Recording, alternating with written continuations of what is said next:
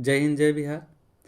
आज आप सबों को स्त्री शिक्षा का लेख समर्पित करता हूं और मेरा एक प्रयास है कि आज समाज में स्त्रियों की क्या स्थिति है और कैसी होनी चाहिए, उससे क्या हमें लाभ होंगे और क्या हानि होंगे, इन सब चीज़ों पर हमने ध्यान आकृष्ट किया है और प्रयास किया है कि आपको आसान से आसान तरीका का निबंध दे सकें, जिससे आप अच्छे अंक प्राप्त कर सकें और आपके अंदर एक ज्ञान भी हो।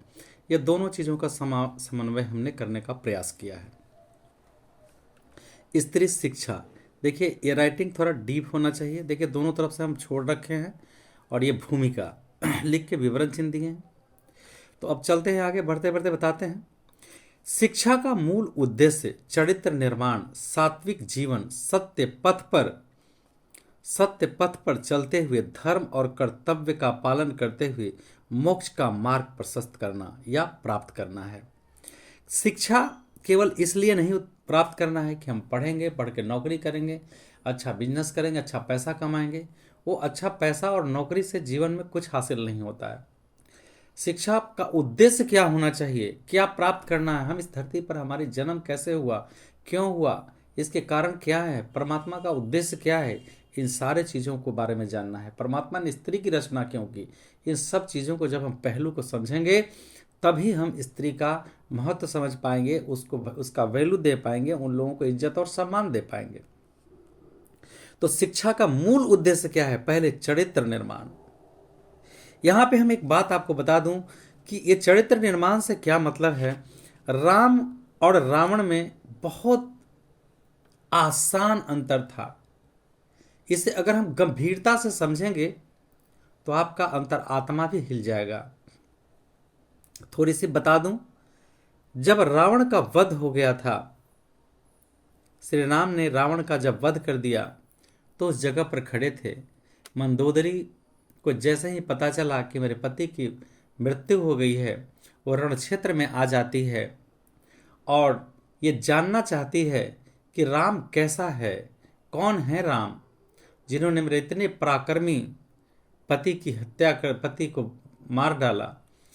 ये बिल्कुल बिल्कुल आसानी से ये बात को जानना चाहा कि जो तीनों लोगों का स्वामी है, उसने कैसे वध कर दिया मेरे पति को, कितना पराक्रमी है, मैं उसे देखना चाहता हूँ। अब मंदोदरी कोई मामूली आदमी नहीं थी, वो भी बहुत विद्वान, बहुत विदुषी थी, ज्ञान का अपार समंदर, वो भी एक तरह से त्रिकालदर्शी थी। उसे पता था कि मेरा पति की मृत्यु निश्चित है, लगभग। ये सब वर्णन है, तो हम पढ़ेंगे, ज्ञान होगा तभी हम जानेंगे। और अपने पति को समझाती भी थी। गीत में भी गाया गया है, सुनय मंदोदर कहे पति रावण किया मति बौराइल हो। वो जानती थी रावण का मृत्यु निश्चित है, राम के हाथों मृत्यु निश्चित है, पर उसे सांत्वना यही था कि ये त्रिलोक विजेता है, शायद इनकी कोई वध ना कर सके। लेकिन गलतियां तो गलतियां हैं। जैसे ही वो राम के पास आते हैं तो राम मतलब एक ब्राह्मण था, रावण विद्वान ब्राह्मण, आचार्य ब्राह्मण था। उसकी हत्या का मद होने का राम को बहुत दुख था।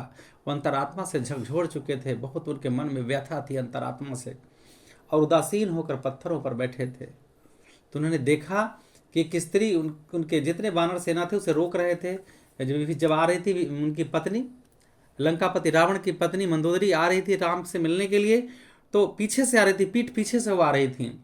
तो उनकी परछाई दिखी राम को कि कोई स्त्री मेरी ओर चली आ रही है। राम उठकर खड़े हो गए, कहे मातेय, इस युद्ध क्षेत्र में आपका आने का प्रयोजन क्या है, आप कौन हैं, अपना परिचय दीजिए। कहा, हे राम, मैं दुर्भाग्यशाली रावण की पत्नी मंदोदरी हूं।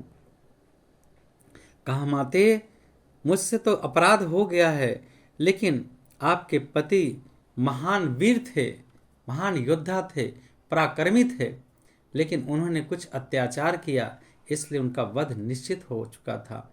यह असंभव था।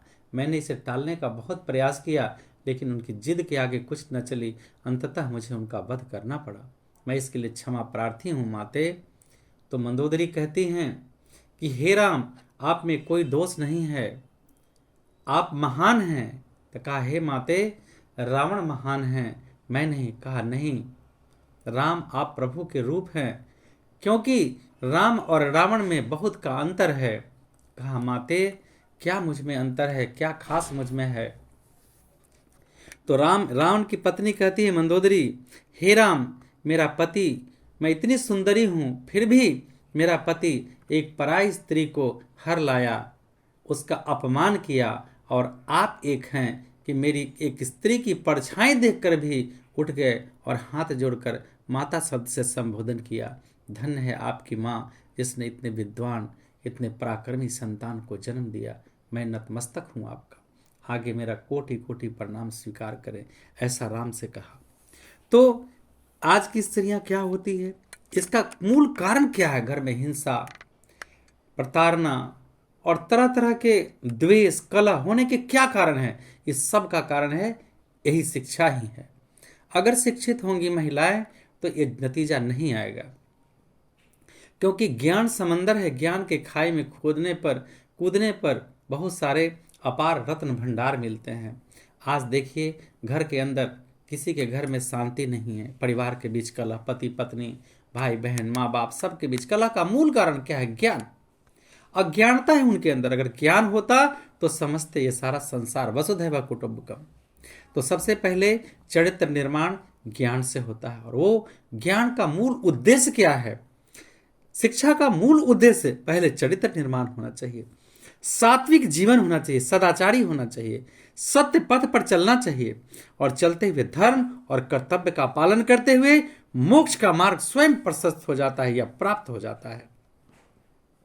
तो हमें शिक्षा का उद्देश्य क्या होना चाहिए? पहले चरित्र निर्माण करेंगे, सादा जीवन, उच्च विचार, सात्विक जीवन व्यतीत करेंगे, सत्य की राह पर चलेंगे, चलते हुए धर्म की भी रक्षा हो जाएगी और कर्तव्य का भी पालन करेंगे, और मोक्ष का मार्ग भी हमें प्रशस्त हो जाएगा ईश्वर के प्रति प्रेम से, प्रेरणा से।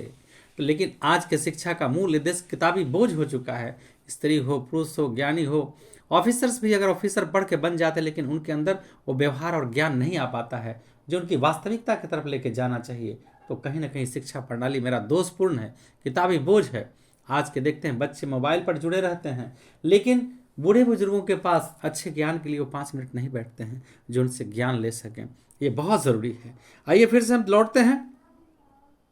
शिक्षा का मूल उद्देश्य चरित्र निर्माण, सात्विक जीवन, सत्य पथ पर चलते हुए धर्म और कर्तव्य का पालन करते हुए मोक्ष प्राप्ति का मार्ग प्रशस्त करना या प्राप्त करना है। आजकल मैं क्या कहूँ, दुख होता है। पढ़ने वाले के तो बात छोड़ें, पढ़ाने वाले भी अपने धर्म का आचरण नहीं कर पाते हैं। शिक्षक भी धर्म का आचरण नहीं, भाइयों से द्वेष, परिवार से दोष, माता पिता से द्वेष, पड़ोसियों से द्वेष, घृणा का भावना, एक दूसरे से नफरत फैलाना। 4 शब्द का ज्ञान हो जाता, अपने आप को महाज्ञानी समझना। ज्ञानी तो रावण था, ज्ञानी तो महाज्ञानी तो रावण था कि ऋक्षराज के दरवाजे पे जाने पर भी ससम्मान उन्हें पितामह करके संबोधन किया था। ज्ञानी तो रावण था जो सीता माता को पुनः राम द्वारा यज्ञ किए जाने पर वापस किया था और पुनः ले जाता है। तो ज्ञान ऐसा होना चाहिए कि युद्ध क्षेत्र में पराक्रम के आधार पर किसी चीज का निर्णय करेंगे और ज्ञान के आधार पर। लेकिन दोष यही था कि पर स्त्री का अपहरण ये गलत चीज था, जिसके कारण रावण का वध हुआ। स्त्री एवं पुरुष जीवन चक्र के 2 अहम एवं समान पहलू हैं। कहा तो जाता है कि मेघनाथ की पत्नी भी बहुत विद्वान थी और भविष्य जानती थी, भविष्यवक्ता थी, वो भविष्य का बहुत अच्छा ज्ञान था।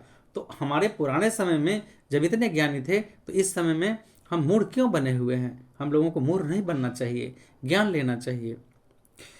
शिक्षा का मूल उद्देश्य चरित्र निर्माण, सात्विक जीवन, सत्य पथ पर चलते हुए धर्म और कर्तव्य का पालन करते हुए मोक्ष का मार्ग प्रशस्त करना है या प्राप्त करना है। स्त्री एवं पुरुष जीवन चक्र के 2 अहम समान पहलू हैं। दोनों में समानता है। अगर संतान का जन्म होता है तो किसी एक के चाहने से नहीं होता है, माता पिता दोनों समान रूप से अपना अहम भूमिका निभाते हैं, तभी होता है। इसलिए मैंने लिखा है कि दोनों पहलू समान हैं, दोनों पहलू, माता और पिता दोनों पहलू समान हैं। मानव जगत के निर्माण में स्त्री एवं पुरुष अर्थात माता और पिता दोनों का महत्वपूर्ण योगदान होता है। इन दोनों के अनमोल त्याग और बलिदान से अगली पीढ़ी का निर्माण होता है। इसलिए स्त्री और पुरुष दोनों को समाज में, राष्ट्र में समान रूप से शिक्षा और अधिकार मिलना अति आवश्यक है।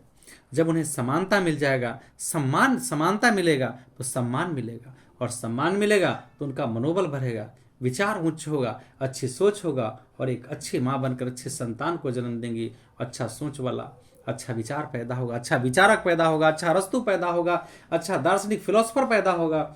अच्छा, तो यहाँ जब तक आज क्या है, इतिहास में देखा गया है कि बच्चे जब, साइंस भी इस बात को मान चुका है कि बच्चे जब जन्म लेते हैं, जन्म के पूर्व अपनी माँ के गर्भ में अपनी भाषाओं को समझते हैं, सुनते हैं और श्रवण करते हैं और समझते हैं, और जन्म के उपरांत तो ये भाषा को पकड़ना धीरे धीरे शुरू कर देते हैं। तो कहीं ना कहीं स्त्रियों पर बच्चे के समय में, जन्म के समय पहले में अत्याचार होता है, बेटा होगा या बेटी होगा, बेटा, ये समझते क्यों नहीं है लोग? पुरुष अपनी दादागिरी क्यों करते हैं? उनको समझ में नहीं आता कि स्त्री, लड़का या लड़की का जन्म होना ये पुरुषों पर ही आधारित है, इसके लिए स्त्री दोषी नहीं है।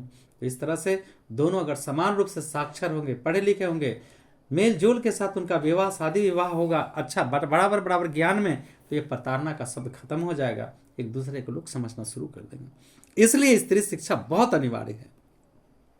यदि स्त्री पढ़ी लिखी है, समझदार है और ज्ञानी हो तो समाज में, परिवार में, राष्ट्र के निर्माण में अपना महत्वपूर्ण योगदान देकर एक नए समाज का निर्माण करेंगी, जो पूर्ण रूप से विकसित होगा, विकासशील नहीं, विकसित हो जाएगा। क्योंकि स्त्री एवं पुरुष एक सिक्के के दो पहलू हैं।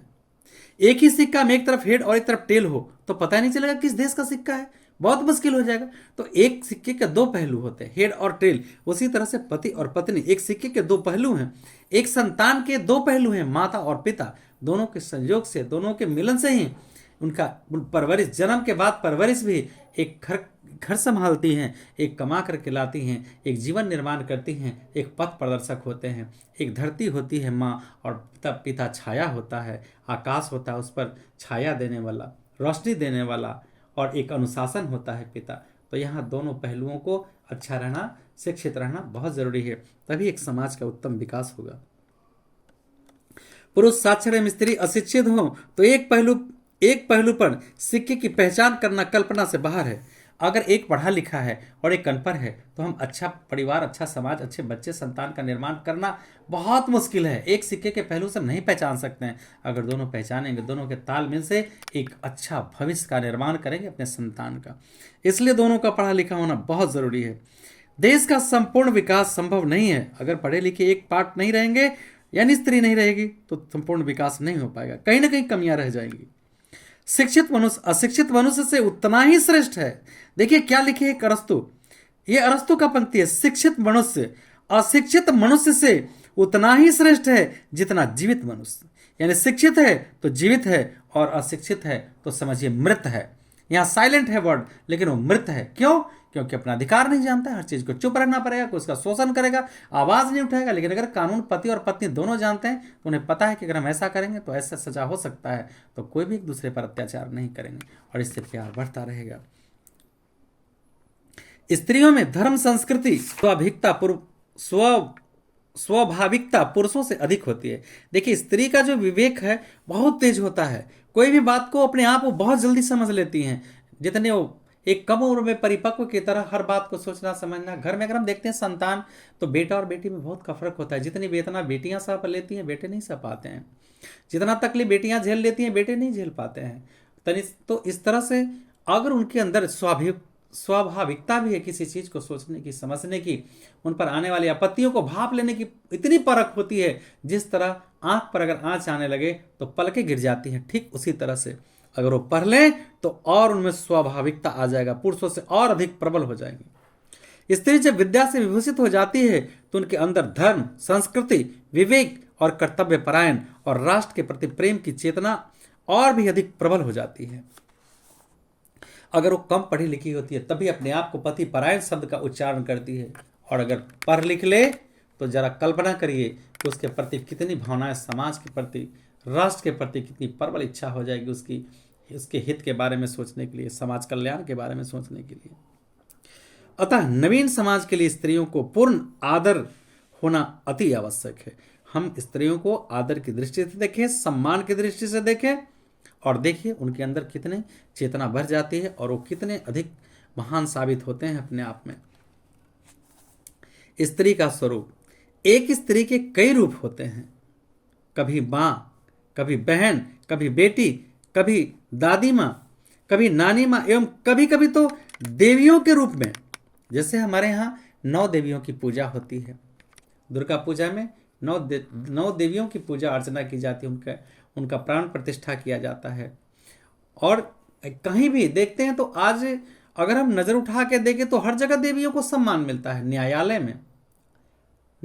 में, घर में, पूजा गृह में, मंदिर में, हर जगह। लेकिन हमें तो लगता है कहीं ना कहीं दिखावा है केवल।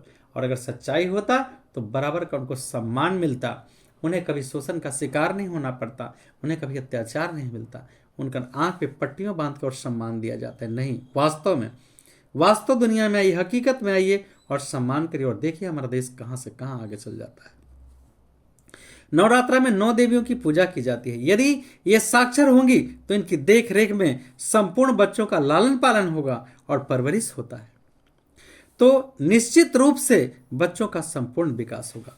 अगर पढ़ी लिखी माँ के देख रेख में अगर बच्चों का परवरिश हो तो बच्चे का सर्वांगीण संपूर्ण विकास होगा। चाहे दिशा से, हर क्षेत्र से बच्चे सबल बनेंगे। कल के भावी राष्ट्र का सर्वोत्तम निर्माण होगा। अगर बच्चे विकसित रहेंगे, बच्चे अच्छे सोच, अच्छे समझ, अच्छी शिक्षा, सब कुछ उन्हें मिलेगा, संस्कार मिलेगा, तो राष्ट्र का विकास निश्चित रूप से होना है। न हम जाति, जब हमें ज्ञान हो जाएगा तो न हम जाति के नाम पर लड़ेंगे, न धर्म के नाम पर लड़ेंगे, क्योंकि ज्ञान एक इंसानियत है, एक ईमान है, एक धर्म है, और धर्म एक ही है और परमात्मा भी एक ही है। चाहे उसे हम अल्लाह कहें, ईश्वर कहें, ईसा कहें, या कुरान पढ़ें, पुराण पढ़ें, बाइबल पढ़ें, रामायण पढ़ें, धर्म ग्रंथ, महाकाव्य, महाभारत पढ़ें, सब एक ही है। वेद पढ़ें, सब में एक ही लिखा है, सब में एक ही भाषा, इंसानियत की रक्षा। इंसानियत मेरा धर्म है, हम मेरे के अंदर मानवता होना चाहिए। कौन सा धर्म में अलग लिखा है? लेकिन हम अज्ञानी, चंद मूल अक्षर जानने वाले लोग हम लोग को डिवाइड कर देते हैं, बंटवारा कर देते हैं। और जब मेरे अंदर, स्त्रियों के अंदर भी उतना ही ज्ञान का विकास हो जाएगा, हम लोग बंटना खत्म कर देंगे, एक हो जाएंगे। देखिए, एक घर में भी अगर 4 भाई है तो स्त्रियां ही उसे बांध के रखती है, चारों भाइयों को एक करके रखती है।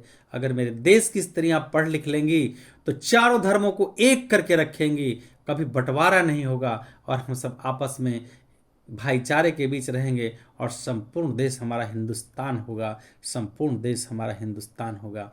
आज कोई टुकड़ा इसे नहीं कर पाएगा।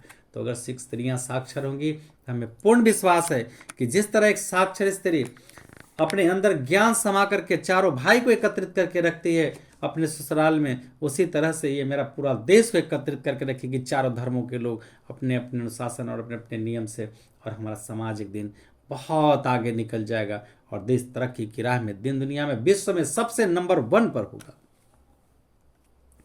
वह बहू एवं बेटी नारी क्षमता के 3 महत्वपूर्ण अंग हैं। माँ, बहू एवं बेटी नारी क्षमता के 3 महत्वपूर्ण अंग हैं। इसलिए देश के सर्वांगीण विकास के लिए स्त्री शिक्षा उतना ही आवश्यक है जितना कि हरे वृक्ष के लिए सूर्य और रात के लिए चांदनी। ये बहुत महत्वपूर्ण ये बात है। स्त्री शिक्षा उतना ही आवश्यक है जितना कि हरे वृक्ष के लिए सूर्य। अगर वृक्ष हरा है तो क्लोरोफिल के माध्यम से सूर्य से प्रकाश लेकर के अपना खाना तैयार कर लेगा, यानी प्रकाश संश्लेषण की क्रिया द्वारा, और फिर वो हमेशा जीवित रहेगा। तो जीवित रहने के लिए हमारी नारी शिक्षा का भी स्वागत करना चाहिए, उन्हें बराबर का हक देना चाहिए, बराबर पढ़ाई करना चाहिए, और वैसी शिक्षा जिनके अंदर उनके संपूर्ण ज्ञान का विकास हो। और रात के लिए चांदनी, चांदनी के बिना रात क्या, चांदनी के बिना रात का, इतना महत्वपूर्ण है स्त्री शिक्षा। अब कारण आइए क्यों? स्त्री जब पढ़ी लिखी होंगी तो आत्मनिर्भर बनेंगी, अपना कर्तव्य और अधिकार को समझेंगी, अपनी रक्षा भी स्वयं करेंगी, सक्षम होंगी। शिक्षित होने के कारण सभी जगह, घर में, समाज में, कार्यालय में समान अधिकार और भागीदारी मिलेंगी। आज की औरतें घर से बाहर नहीं निकलेंगी, पढ़ेंगी नहीं, तो अपना अधिकार कैसे जानेंगी? जब पढ़ाई लिखाई करेंगे तो उनको लगेगा कि हम अपनी सुरक्षा कर सकते हैं, तो सुरक्षा के लिए मार्शल आर्ट जैसे शस्त्र का इस्तेमाल करेंगी, सीखेंगी, और उन्हें कोई कुछ नहीं बिगाड़ पाएगा। तो सबसे अहम चीज शिक्षा है। जानेंगे तो उनका शोषण भी नहीं कोई कर पाएगा। अगर स्त्रियां अपने अधिकार जानेंगी तो उनका कभी कोई शोषण नहीं कर पाएगा, तुरंत उस पर एक्शन लेंगी और कानूनी कार्रवाई में अच्छे अच्छे के छक्का छोड़ा देंगे। अधिकतर क्षेत्र में यह देखा गया है कि पुरुषों द्वारा महिलाओं का शोषण किया जाता है। बिल्कुल सही बात है। हर क्षेत्र में, कार्यालय में, दफ्तर में, किसी भी क्षेत्र में, यहां तक कि पुरुष, अगर शिक्षक भी कहीं ना कहीं बदतमीजी करते हैं या खेल का कोच करते हैं, जिसके कारण लड़कियों को, औरतों को संघर्ष करना पड़ता है। अब बहुत सारी वेदना झेलनी पड़ती है, पीड़ा झेलनी पड़ती है। ये बहुत शर्म की बात है। इसलिए मेरी सलाह से अगर स्त्रियां पढ़े लिखे उसे सबल बनाइए और अपने शोषण के विरुद्ध आवाज उठाए। केवल कानून किताब में बनाने से कुछ नहीं होगा। कभी यह समाज नहीं सुधरेगा जब तक उसे सबल नहीं बनाया जाए। पुलिस विभाग में भी उच्च पुरुष अधिकारी नीचे वाले महिलाओं को, अधिकारियों का शोषण करते हैं। कई बार अखबारों में ऐसा आ चुका है, विवश कर देते हैं। बहुत दुख की बात है कि जो देश का रक्षक है वो भी करता है तो बाकी लोग क्या करेंगे। हर वर्ष ऐसे कई केस सामने आते रहते हैं। अप्रैल से जून तक 2021 तक लगभग 3582 महिलाएं घरेलू हिंसा का शिकार हुई थी। देखिए रिकॉर्ड भी है। समान अधिकार। अशिक्षित स्त्रियां अपना कर्तव्य और अधिकार नहीं समझती हैं। घर में कलह का अखाड़ा भी बन जाता है। अगर नहीं पढ़ी लिखी हो तो घर में कलह होते रहता है। शोषण के शिकार होते हैं, प्रताड़ित होते हैं। जब ये शिक्षित होंगी तो जागृत समाज का निर्माण करेंगी। सरकार द्वारा स्त्रियों के लिए नौकरी में भी आरक्षण दिया जाता है एवं निःशुल्क सारी सेवाएं दी जाती हैं। अब सही दिशा क्या होना चाहिए? परिवार, समाज और राष्ट्र के सर्वांगीण विकास के लिए स्त्री शिक्षा पर विशेष बल देना चाहिए। कम से कम स्नातक स्तर तक स्त्रियों को मुफ्त शिक्षा ही नहीं बल्कि प्रोत्साहन राशि भी प्रदान करनी चाहिए। परिणामतः निश्चित रूप से स्त्रियों में शिक्षा के प्रति जागृति आएगी। वर्तमान बिहार सरकार के मुख्यमंत्री नीतीश कुमार ने कन्या साइकिल योजना, मैट्रिक, इंटर, स्नातक प्रोत्साहन राशि देकर, पोशाक राशि देकर उपलब्ध कराकर स्त्री शिक्षा पर विशेष ध्यान दिया है। मैं इनके लिए उनको बहुत बहुत धन्यवाद देता हूं और सत सत नमन भी करता हूं। स्त्रियां एक ऐसी मूर्तिकार हैं, देखिए ये बहुत अहम बात है। स्त्रियां एक ऐसी मूर्तिकार हैं जो संगमरमर के बिखरे हुए टुकड़े को जोड़कर मानो अब बोल चली हो जैसी एक सुंदर आकृति वाली मूर्ति का निर्माण कर देती है, जिसके परिणाम हम और हमारा समाज है। अंतिम लाइन लास्ट में पढ़ेंगे, जरा सोचिए। हम एक कण से, हमारी उत्पत्ति एक कण से हुई है। वो मूर्तिकार उस कण को जोड़ जोड़कर संगमरमर के टुकड़े की तरह संभाले हुए रहती है 9 महीने तक। उस बिखरे हुए टुकड़े को जोड़कर, तो बहुत लोग ऐसे कहते हैं कि माँ के गर्भ में बच्चा बोलता है, ऐसा अनुभूति करते हैं। तो उस टुकड़े को जोड़कर अब बोल चली और इस तरह से 9 महीने के बाद माँ एक सुंदर आकृति वाली मूर्ति का निर्माण करती है, प्राण वाली मूर्ति का निर्माण करती है। सुंदर आकृति प्राण वाली मूर्ति का निर्माण करती है। आकृति प्राण वाली मूर्ति का निर्माण कर देती है। स्त्रियां एक ऐसी मूर्तिकार हैं जो संगमरमर के बिखरे हुए टुकड़ों को जोड़कर मानो अब बोल चली हो। माँ के गर्भ में 9 महीने वो जीवित रखता है। किस तरह? वो उसी को महसूस होता है, माँ को ही महसूस होता है, अन्य कोई इसे महसूस नहीं कर सकता है। अब बोल चली हो जैसे एक सुंदर आकृति वाली प्राण वाली मूर्ति का निर्माण कर देती है, जिसके परिणाम हम और हमारा समाज है। यदि मेरी माँ न होती तो हम भी न होते, हम भी न होते, हम भी न होते। इस तरह से आज पूरे समाज के लोगों को चाहिए कि स्त्रियों को आदर भाव, आदर सम्मान की दृष्टि से देखें, नज़रिया को अपनी बदलें, हर लोगों अपने बेटे बेटी को पढ़ाएं। हमें बहुत गर्व होता है कि मैं एक छोटे से गांव शाहपुर में रहता हूं, जो पटना, बिहार के पटना जिला अंतर्गत दानापुर अनुमंडल से 3 किलोमीटर पश्चिम की ओर है।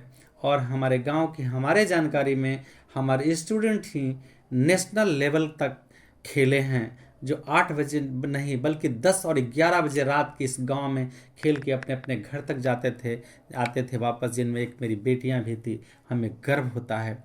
हर लोग इसके लिए पहल करें, अपनी बेटियों को अच्छी शिक्षा दें, खेल के दरमियान भी अच्छा कुछ करने का मौका दें। और मैं सरकार से भी ऐसी अपील करूंगा कि हर स्कूल में लड़कियों के पढ़ाई के लिए तो सब कुछ उपलब्ध है, खेल के भी साधन उपलब्ध कराएं और कम से कम एक मार्शल आर्ट का कोच सभी विद्यालय में उपलब्ध कराएं, जिससे हमारी लड़कियां, हमारी बेटियां, हमारी बहनें अपनी रक्षा करना खुद सीख सके और किसी तरह से शोषण का शिकार न हो और किसी तरह से उनके साथ कोई अन्य दुर्घटना न हो।